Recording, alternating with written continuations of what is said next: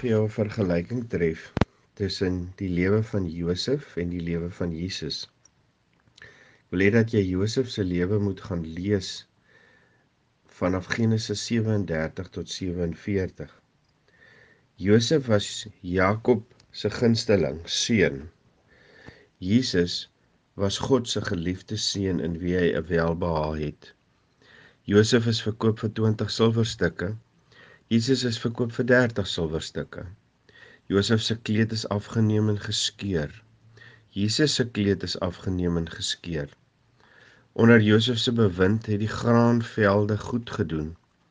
Jesus voed duisende mense met klein hoeveelhede kos. Josef het die nasies gevoed, Jesus het menigte gevoed. Josef reageer op 'n natuurkrisis. Jesus maak die storm stil. Josef het mense voorberei op moeilike jare wat sou kom. Jesus berei mense voor op die ewigheid wat kom. Josef red mense van 'n hongerdood. Jesus red mense van 'n siektenood. Josef neem besluite en vergewe sy broers vir wat hulle aan hom gedoen het.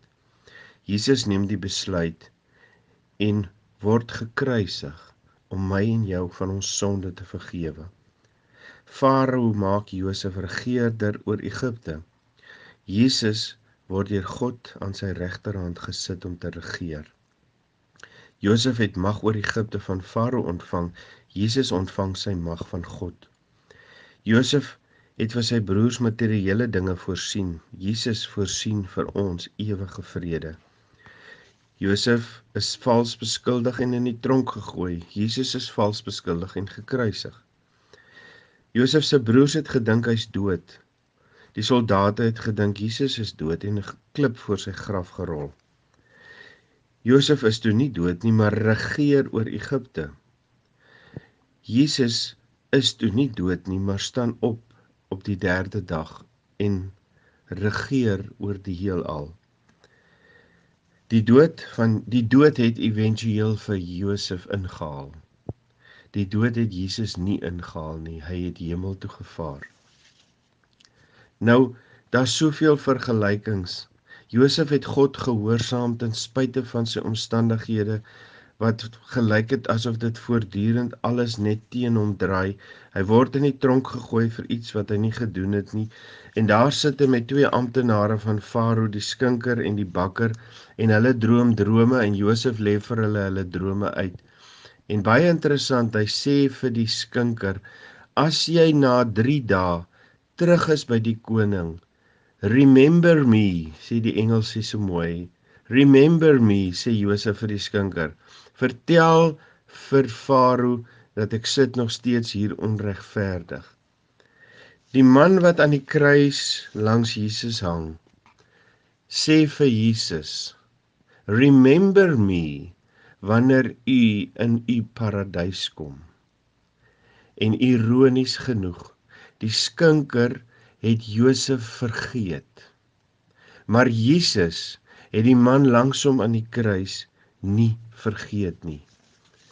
En daarom wil ek vandag vir jou sê, as jy in onregverdiglik of moedeloos in 'n tronk voel, as jy mismoedig is, as jy siek is, as jy kwaad is, as jy teleurgesteld is, as jy depressief is, as jy vrese het, of jy's confused, of jou hart is stikkend, of jy voel die dood kom nader, of jy voel verneder of onregverdig ly, en jy's moeg gebid vir 'n saak, of jy voel alleen of eensaam, of jy verlang. Weet, Jesus het jou en my nie vergeet nie.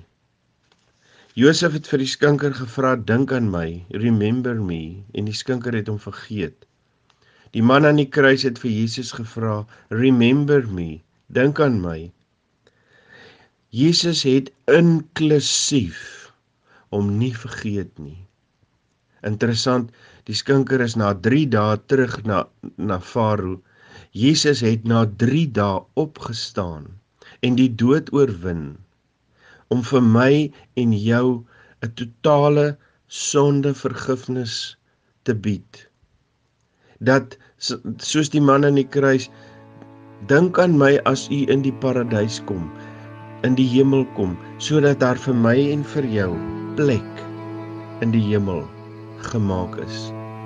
Ek wil jou uitdaag, gaan lees 'n bietjie die lewe van Josef, Genesis 37 tot 47, met Jesus in jou agterkop, en dink hoe merkwaardig die vergelyking tussen die twee is. Moet nooit alleen voel nie. Jesus het jou en my nie vergeet nie. Seëninge.